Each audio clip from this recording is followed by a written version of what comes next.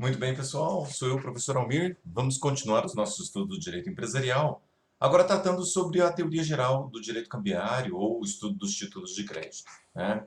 Bom, em primeiro lugar, é importante destacarmos que os títulos de crédito são de extrema relevância na circulação do crédito.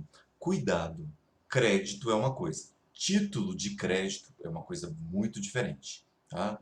Os títulos de crédito são um dos instrumentos que nós temos para a viabilização das transferências de crédito, né? Nós temos vários outros instrumentos que não são títulos de crédito, né? Como, por exemplo, o cartão de crédito. O cartão de crédito não é um título de crédito, apesar de ter esse nome, tá? Então, títulos de crédito, como diz o artigo 887 do Código Civil, são documentos específicos, tá, que têm uma previsão legal, que representam e mobilizam um crédito que está contido nesse documento. Tá? As obrigações têm que ser literais e autônomas com relação ao negócio jurídico que deu origem, tá? E eles devem estar devidamente preenchidos, né, com todas as informações exigidas na lei para que eles tenham executividade, ou seja, a possibilidade de ingressar com o processo de execução antes mesmo do processo de conhecimento. O direito já está contido no título, então não é necessário discutir novamente o direito em juízo. Por isso, da executividade. Caso o título não esteja devidamente preenchido, há a perda da executividade do título, né? E isso não significa que o negócio jurídico que deu origem a esse título se tornou nulo. Não, esse negócio jurídico ainda pode ser cobrado, mas não executado. O título de crédito passa a ser apenas um documento de crédito que comprova a existência de uma obrigação. Bom, esses títulos de crédito são classificados de acordo com a nossa doutrina e de acordo com o Código Civil. De acordo com o Código, os títulos podem ser três classificações: ao portador, nominativos ou nominais ou à ordem. Os títulos ao portador são aqueles que se transferem por tradição e que não contêm o nome do beneficiário escrito. Esses títulos, eles não podem ser executados sem a informação desse nome do beneficiário, mas, para efeito de circulação, eles são considerados ao portador. Nós temos também os títulos nominativos, cuidado, nominativos e não nominais. Esses títulos eles têm registro em livro próprio. Tá certo que nós só temos um único título no Brasil que é considerado nominativo propriamente dito, que é a duplicata mercantil. Os outros títulos podem até ser nominativos se o empresário optar por fazer um registro específico em um livro empresarial do título de crédito, tudo bem? E nós temos, por fim, o que é mais comum, os títulos nominais ou então a ordem, tá? Que são os títulos que contêm o nome do beneficiário e que a transferência dele se faz através de endosso. Tá? Então vamos lembrar, ó, é importante para a sua provinha. Título ao portador, a transferência dele é por tradição. Título nominativo, como ele está registrado em um livro, tem que haver a transcrição no livro. E títulos à ordem, tá, são transferíveis através de endosso. Tudo bem? Quanto à emissão, os títulos de crédito podem ser causais, quando há uma causa específica que gera a sua emissão, como os títulos bancários, por exemplo, tá? E os títulos não causais, que são aqueles títulos que não têm uma causa específica para que eles possam ser emitidos, né? Como é o caso, por exemplo, do cheque ou da nota promissória. Tudo bem? Bom, quanto ao modelo, o título pode ter um modelo vinculado, como é o caso do cheque, que só vale aquele modelo específico, né, que foi definido pelo banco, ou então de modelo livre. O que significa isso de modelo livre? Que as pessoas podem elaborar o título de crédito em qualquer folha de papel, desde que contenha todos os requisitos. Tá? É o caso, por exemplo, da nota promissória. Tudo bem? Quanto à estrutura, os títulos podem ser ordem de pagamento ou promessa de pagamento. Quando nós temos uma ordem de pagamento, como o próprio nome está falando, nós temos alguém mandando alguém fazer alguma coisa. Tá? Então nós temos sempre três pessoas: aquele que manda, aquele que obedece e aquele que vai receber o dinheiro.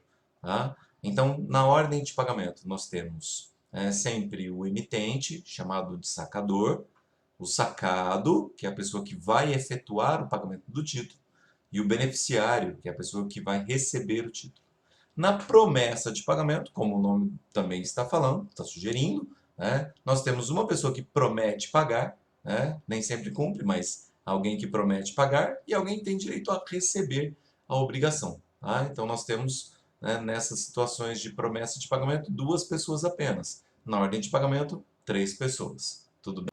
Quanto aos princípios dos títulos de crédito, nós temos quatro princípios básicos. Primeiro, o princípio da literalidade, que exige que todas aquelas obrigações, todos aqueles requisitos que estão previstos na lei própria do título estejam na cártula, né, com exceção de o local do pagamento, que a falta de indicação de um lugar de pagamento considera-se o do domicílio do devedor, ou então quanto a o vencimento do título, e que o título que não contém data de vencimento é considerado à vista. O princípio da cartularidade, né, que diz respeito ao documento, à cártula onde o título está contido. Né? Nós temos que os títulos de crédito estão contidos em uma cártula e a perda dessa cártula, né, ela considera extinto o próprio crédito. Por isso que quando o devedor paga um título de crédito, ele recebe de volta a cártula do título. Né? Essa é a prova de pagamento, né, inclusive. Né? Lembrando, né, que pagamentos parciais do título, pelo princípio da literalidade, têm que estar anotados expressamente na cártula, tudo bem? O princípio da autonomia, que diz respeito à possibilidade do título estar desvinculado à obrigação que deu origem a esse título. O título de crédito, uma vez preenchendo todos os requisitos, ele não mais está vinculado à obrigação que deu origem. Nós temos uma pequena exceção com relação à autonomia, que diz respeito aos terceiros adquirentes de boa-fé. Tá? Bom, quando um título de crédito é endossado a um terceiro adquirente de boa-fé, mesmo que o negócio jurídico que deu origem a emissão desse título tenha algum defeito, esse terceiro não pode ter o seu direito de crédito obstado pelo devedor. Tá? Esse é o princípio da inoponibilidade de exceções pessoais ao terceiro de boa-fé. Entretanto, é possível sim, havendo vícios no negócio jurídico, que o devedor ingresse com uma ação judicial contra o credor, pedindo até a anulação do título de crédito em virtude desses vícios, tudo bem? E por fim, a executividade. Né? O título de crédito com todos os requisitos preenchidos, tá? Ele é exequível. Tá? Por fim, meus queridos alunos, né, precisamos falar sobre dessas diferentes formas de títulos de crédito, os títulos virtuais. Né? O parágrafo 3º do artigo 889 do Código Civil permitiu que o título de crédito fosse confeccionado a partir de caracteres gerados por computador sem as assinaturas dos emitentes. Tá? Mas hoje nós temos isso apenas na duplicata virtual, tá? Que é emitida geralmente por bancos em compra e venda mercantil. Tá? O título de crédito virtual ele é uma exceção ao princípio da literalidade, mas ele tem executividade perfeita, ele já está devidamente aceito pela doutrina. Bom, quanto aos títulos de crédito, essa parte geral, precisamos explicar ainda o endosso, o aval e o protesto. Tá? Quanto ao endosso, é aquela anotação na cártula, né, que é feita tanto no verso quanto no anverso do título. Tá? É importante, tá? Quando esse lançamento de endosso é lançado no verso, ele não precisa de outras informações que não seja a assinatura do endossante. No anverso, ou seja, na frente do título, há a necessidade de indicar que aquela assinatura é um endosso. Tá? Então, ó, não esqueçam na prova. Assinatura de endosso na frente do título, no anverso, tem que haver indicação de endosso. No verso, basta a simples assinatura do endossante, porque presume-se endosso, nesse caso, a assinatura do endossante. Tá? Lembrando que sem qualquer outra informação de quem é o novo beneficiário do título, esse endosso chama-se endosso em branco. Quando há informação, esse endosso passa a ser considerado em preto. O Código Civil não responsabiliza o endossante solidariamente pelo pagamento da cártula, a não ser, né, que nós tenhamos alguma regulamentação em lei especial, como acontece, por exemplo, nos cheques, nas notas promissórias. Tá? Então não esqueçam disso, viu? De acordo com a regra geral do Código Civil, endossantes não são responsáveis, salvo regras de legislações especiais, como nós temos no cheque, na nota promissória. Não é possível lançar um endosso parcial ou limitado apenas a uma parte do crédito. Tá? O endosso ainda tem que ser puro e simples, incondicionado, tá? Ou seja, não estar subordinado a outras regrinhas, tudo bem? Tá? Nós temos, com relação ao endosso ainda, duas classificações que às vezes caem nas provinhas, o chamado endosso impróprio, que é dividido em endosso e mandato, ou endosso e procuração, quando alguém transfere para uma outra pessoa o direito de cobrar o crédito sem transferir o crédito, no caso do endosso, e o endosso calção, que é quando nós temos um endosso em garantia, quando o título de crédito é dado em garantia de uma outra obrigação. Também é necessário anotar no verso que esse endosso é calção ou então que esse endosso é um endosso mandado. Com relação ao aval, diferente do endosso que é uma transferência do crédito, o aval é uma garantia. É uma pessoa que garante o pagamento do título de crédito. Tá? O Código Civil determina que o avalista tem que garantir integralmente o crédito, salvo se nós tivermos regras especiais. Tá? O aval também é lançado na cártula, no verso ou no anverso do título de crédito. Se for no anverso, ou seja, na frente, basta a simples assinatura do avalista. Se for no verso, tem que haver indicação do aval, sob pena de confundir-se, com o endosso. Tá? O avalista, depois que pagou o título de crédito, ele tem direito de regresso contra o seu avalizado. Tá? E o aval, pessoal, lembre-se muito disso, ele é uma obrigação autônoma, ou seja, subsiste a responsabilidade do avalista, mesmo que for nula a obrigação do devedor principal. Isso costuma cair um monte de probleminhas nas provas, não só nas provas de universidade, como nas provinhas de concurso.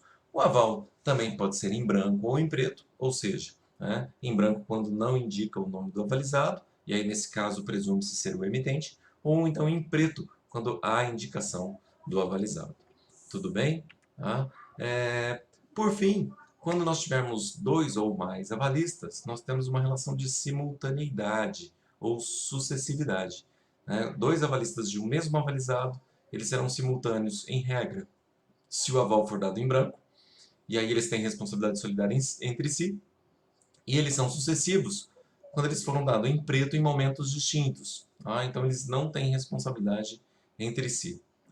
Por fim, o protesto. O protesto não é uma forma de cobrança de títulos. Na verdade, é uma forma extrajudicial e solene destinada a servir de prova de cumprimento ou não de obrigações cambiais ou então contratuais. Ou seja, o protesto é o ato que constitui o devedor in mora. É possível protestar títulos de crédito, mas também quaisquer outros documentos que possam ser executados, como certidões da dívida ativa, sentenças, ok? Bom, o protesto tem uma grande valia nos títulos de crédito, pois ele interrompe por uma única vez, lembre-se disso, a prescrição dos títulos de crédito, que volta a correr do prazo inicial. Boleto bancário pode ser protestado? Pode, desde que ele esteja vinculado a um título de crédito virtual. O boleto bancário em si ele não é protestável, salvo quando ele está vinculado a uma duplicata mercantil virtual, por exemplo. Aí, nesse caso, nós chamamos de protesto por indicação, porque não é o boleto propriamente que está sendo protestado, mas sim aquela duplicata que ele representa. Tudo bem? E as ações de cobrança dos títulos de crédito são ou ações executivas, ou ações de cobrança, propriamente ditas, e ainda é possível ingressar com ações para anular títulos de crédito que já foi emitido. Tudo bem, meus queridos alunos? Então, com isso, nós encerramos essa aulinha sobre a parte geral de títulos de crédito. Bons estudos, e não se esqueçam de inscrever-se no canal. Aí, se você gostou do vídeo, me dá um likezinho aí, tá? Um abraço para vocês, viu?